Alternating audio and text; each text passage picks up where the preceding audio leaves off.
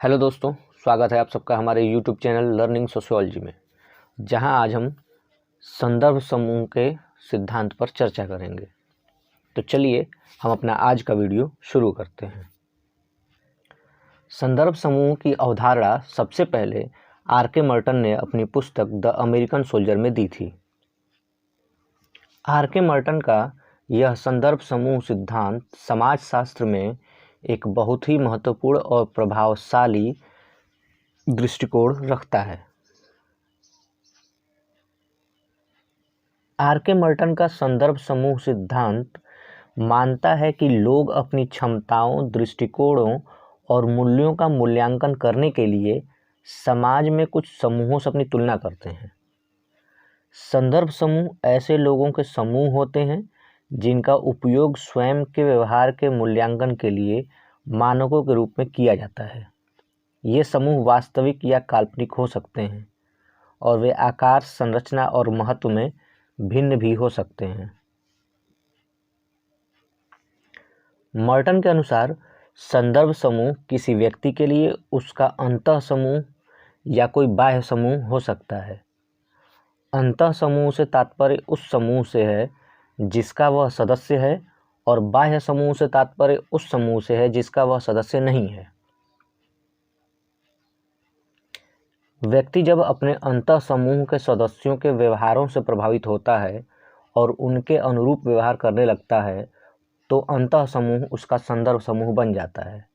वहीं यदि कोई व्यक्ति जब किसी बाह्य समूह से संदर्भ स्थापित कर लेता है, अर्थात किसी अन्य समूह के सदस्यों के व्यवहारों से प्रभावित होता है, तो वह बाह्य समूह उसका संदर्भ समूह बन जाता है। उदाहरण के लिए, एक सेना में सैनिक वीरता पुरस्कार प्राप्त सैनिकों को आदर्श मानकर उनके जैसा व्यवहार करना चाहते हैं। ऐसे में यह आंतरिक समूह जिसके वे सदस्य हैं, अर्थात सेना, उनका संदर्भ समूह बन जाता है। वहीं जब कोई छात्र जो किसी राजनेता को अपना आदर्श मानता है और उसके जैसा बनने का प्रयास करता है, उसके लिए राजनीतिक समूह उसका संदर्भ समूह बन जाता है, जो कि एक बाह्य संदर्भ समूह है। मर्टन के अनुसार संदर्भ समूह की भूमिका काफ़ी महत्वपूर्ण है। वह व्यक्ति के व्यवहारों और दृष्टिकोणों को आकार प्रदान करता है। लोग अक्सर उन समूहों से अपना संबंध रखना चाहते हैं जिनका वो सम्मान करते हैं या जिनकी वो प्रशंसा करते हैं, और उनसे स्वीकृति प्राप्त करने के लिए उन समूहों के मूल्यों, विश्वासों और व्यवहारों को अपना सकते हैं। मर्टन ने आकांक्षी और साहचर्य संदर्भ समूहों की भी चर्चा की है। आकांक्षी संदर्भ समूह वे होते हैं जिनमें एक व्यक्ति शामिल होने या अनुकरण करने की इच्छा रखता है, जबकि साहचर्य संदर्भ समूह वे होते हैं जिनसे कोई व्यक्ति वर्तमान में संबंधित होता है। आकांक्षी संदर्भ समूह अक्सर व्यवहार के लिए मॉडल के रूप में उपयोग किए जाते हैं, जबकि साहचर्य संदर्भ समूह अपनेपन और पहचान की भावना प्रदान करते हैं। इस प्रकार से मर्टन का संदर्भ समूह सिद्धांत समाजशास्त्र के अध्ययन में काफ़ी प्रभावशाली रहा है, क्योंकि यह सामाजिक तुलना के महत्व और समूह के उस भूमिका पर प्रकाश डालता है जो व्यक्तिगत व्यवहार और दृष्टिकोण को आकार देता है। हालांकि समाजशास्त्री मर्टन के इस अवधारणा की भी आलोचना प्रस्तुत करते हैं। जैसे संदर्भ समूहों की परिभाषा में अस्पष्टता का अभाव है। मर्टन ने संदर्भ समूहों की स्पष्ट परिभाषा नहीं दी है, और जिसका परिणाम ये हुआ है कि अलग अलग शोधकर्ताओं ने अलग अलग परिभाषाओं का इस्तेमाल किया है, जिससे अध्ययन में निष्कर्षों की तुलना करना और सामान्यीकरण करना मुश्किल हो जाता है।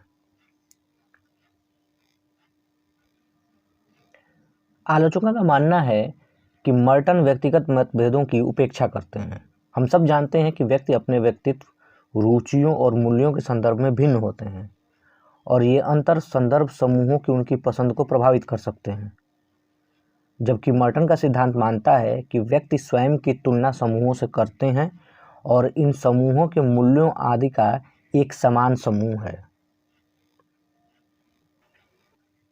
आलोचक मानते हैं कि मर्टन के सिद्धांत ने सीमित अनुभवजन्य साक्ष्य प्रस्तुत किए हैं। नतीजतन यह स्पष्ट नहीं है कि संदर्भ समूह वास्तव में उन परिणामों का कारण बनते हैं जिसके लिए मर्टन ने उन्हें जिम्मेदार ठहराया है। वहीं कुछ आलोचक यह भी मानते हैं कि मर्टन के सिद्धांत ने शक्ति और सामाजिक असमानता की भूमिका की उपेक्षा की है।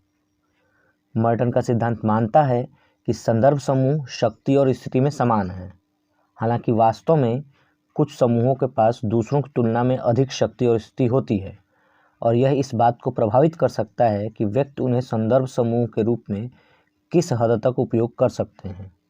इसके अलावा प्रमुख समूहों के मूल्यों और आकांक्षाओं को अधीनस्थ समूहों पर थोपा जा सकता है, जिससे अलगाव और हताशा की भावना पैदा होती है।